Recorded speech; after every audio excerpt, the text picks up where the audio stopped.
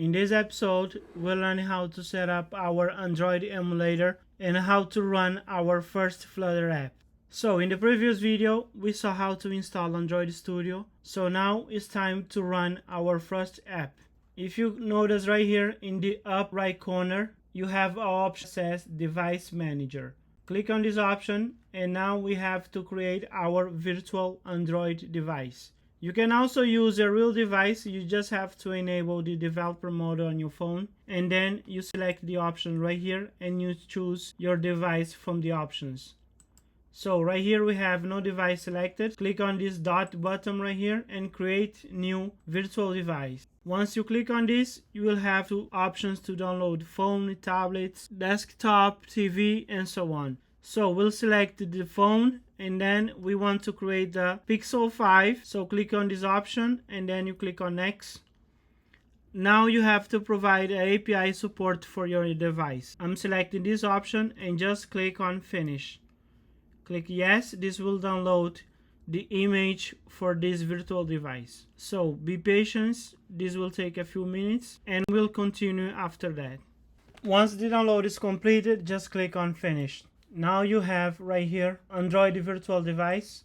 You can click on start and this will set up and run your emulator.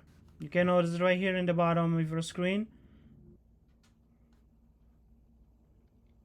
So once the Android emulator is running, you can come right here, select it, and just click right here, start, or you can use starting on debugging mode. You just click on start, and now your project will be running right here. So just give it a few minutes. If you're running your app for the first time, it's gonna take a few minutes, but after that, it's gonna run faster.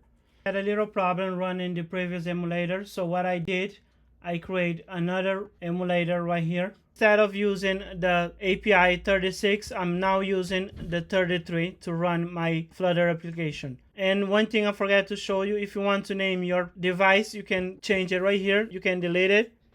Click on finish. So let me just now run this emulator. After the emulator is running, if you select it right here and you click on run, you will notice this Flutter application will run. This is the default application that comes when you create a new Flutter project. In the upcoming videos, we'll see how we can delete this project and run your own Flutter project. If you notice right here inside of this class,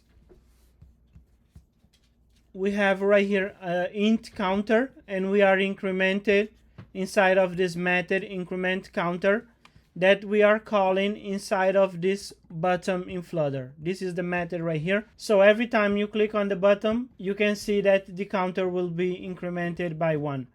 So in the upcoming video, we'll learn how to delete everything and create your own Flutter project. So this is it for this video. In the next video, I will show you how you can use VS Code instead of using Android Studio to develop your Flutter apps. See you on the next one.